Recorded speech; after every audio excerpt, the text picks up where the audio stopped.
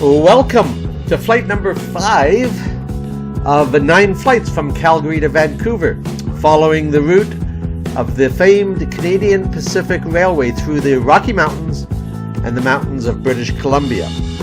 This flight, Revelstoke to Salmon, contains the inspiration for this whole series of flights, the last spike. The last spike symbolized more than the completion of Canada's first transcontinental railway. It was an iconic moment that represented a new vision of the country, made possible by bridging diverse geographies and opening it up to the new aspirations for the future. Canadian author Pierre Berton called this event and the heroic endeavors leading to it the national dream. In 1871, a tiny nation just 4 years old, its population well below 4 million, determined that it would build the world's longest railway across empty country, much of it unexplored. This decision, bold to the point of recklessness, was to change the lives of every man, woman, and child in Canada and alter the shape of the nation. So let's see how we get on. We'll start at Revelstoke Airport, and away we go. Well, we're starting on the water. Had it pushed out overnight after our successful water landing beaches. Here in Revelstoke, the city was named by the Canadian Pacific Railway. Okay, you gotta watch this water. Take off, get max thrust. Away we go. It's straight. It was named by the Canadian Pacific Railway. Oh, let's get airborne first. Here we go. Nose up. And we're fine. Yeah, it was named by the Canadian Pacific Railway in appreciation of Lord Revelstoke, head of Baring Brothers and Company, the UK investment firm that, in a partnership with Glyn Mills and Company, saved the Canadian Pacific Railway from bankruptcy in the summer of 1885 by buying the company's unsold bonds, enabling the railway to reach completion. We're going to head north, following the Columbia River and the original CP rail route through the Eagle Pass.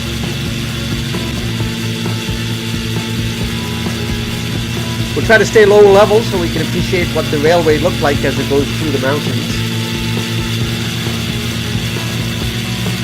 Here's an initial routing. We can't go straight to our destination of Salmon. We have to go up and around, follow the pass, of course, just like the railway used to do.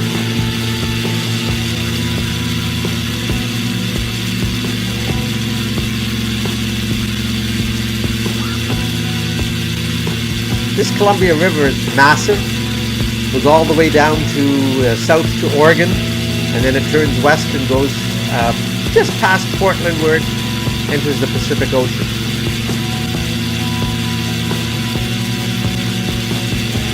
As we come up to this narrowing in the river, the town across the river is called Big Eddy.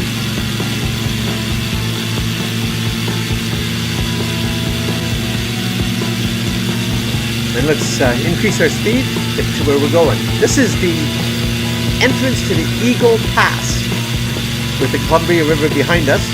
Nice view. As we go across the Eagle Pass, we'll look for its summit. We'll be in this vicinity of Pan William Lake.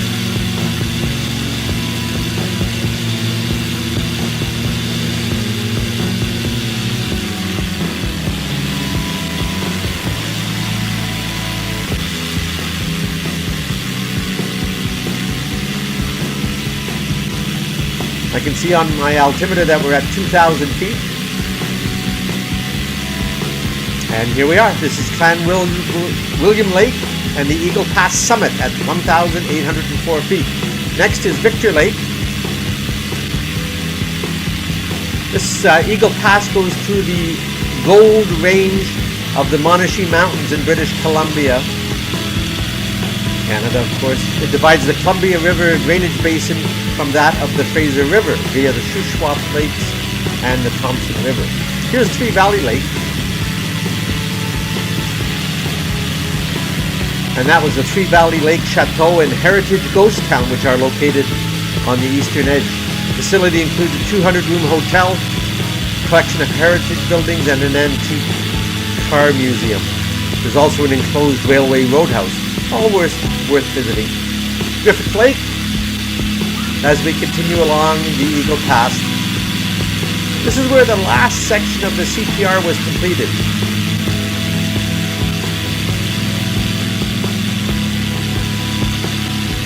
And of course the Eagle Pass named after the Eagle River, which we're going below now.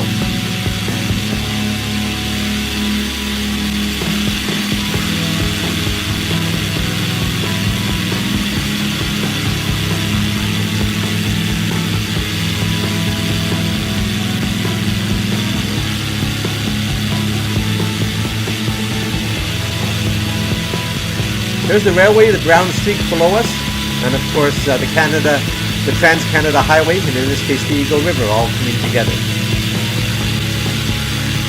Turn to the left. Beautiful day to fly, of course.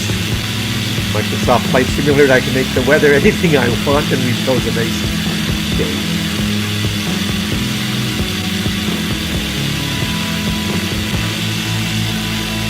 This railway was first built between Eastern Canada and British Columbia between 1881 and 1885, connecting with the Ottawa Valley and the Georgian Bay area lines built earlier.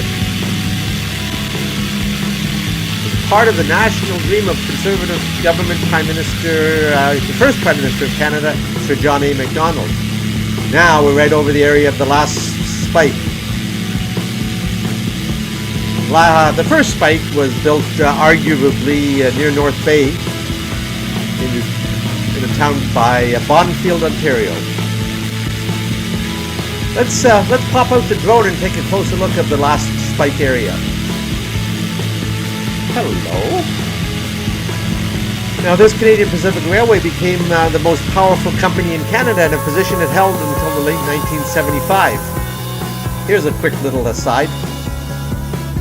As we zoom in on the last spike area, the beaver was chosen as the railway's logo. Here is the actual location of the last spike, right there. Yeah, that beaver was chosen as a railway logo in honor of Donald Smith, the first Baron Strathcona and Mount Royal, who had risen from a factor to governor of the Hudson's Bay Company over a lengthy career in the beaver fur trade. Smith was the principal financier of the CPR, staking much of his personal wealth, and in 1885 he drove that last spike to complete the transcontinental line. Let's carry on past Craigellachie and Malakwa as we drive on down towards Salmon.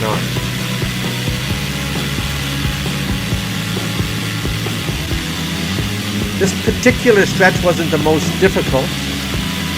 We've already went through the spiral tunnels area, which is difficult, and yet to come is the canyons of BC, the Fraser Valley and the Thompson River canyons. You'll see those later. Canada is very sparsely populated. Even these towns that we mentioned are all small.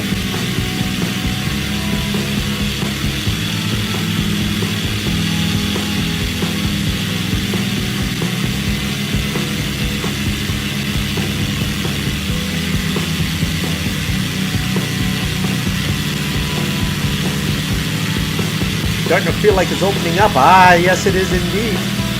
Big lake coming up. There's Sicamous, the town of Sicamous. We have to decide left or right. Well, we'll follow the railway to the right. It was in 1885 that Sicamous first had its first settlers. Shuswap Lake. Big, huge lake with many arms, and of course we're looking for salmon arms. For the obvious reason, there's salmon. Great salmon fishing on these lakes. And this Shuswap Lake is near Salmon Arm is sometimes known as the houseboat capital of Canada. Great vacation resort, particularly in the summer, of course.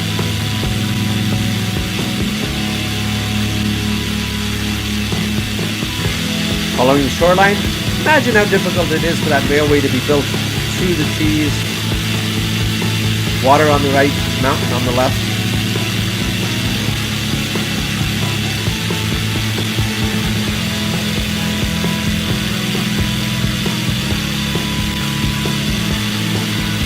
Quick check at my map, make sure I know where we're headed.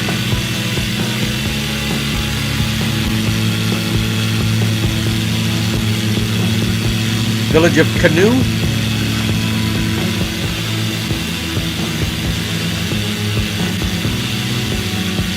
As we approach Salmon Arm. Big turn. I love how that sun glints off the wing.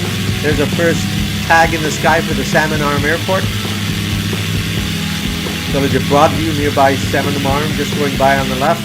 And off to the right now, I can see a jetty out into the water, or a wharf. It's the longest wooden wharf in North America, and that's Salmon Arm. Let's slow this plane down now as we prepare for landing at the Shuswap Regional Airport, or Salmon. We'll land on runway 14, gears down, have our flaps. Straight, Kevin. That's it. Looking good. We got this. Power's off, and nose up. Whoops, a little ways. And let her settle, let it settle, let it settle. Touchdown. Get it straight, get it straight. Back on the center line. Okay, we got this. Welcome to Salmon Arm.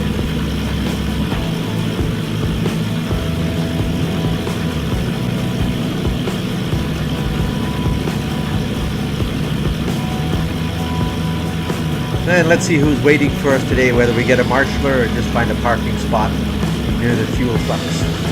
There's a fuel truck. Oh, and a fire truck. This looks pretty good. We'll shut her down right here.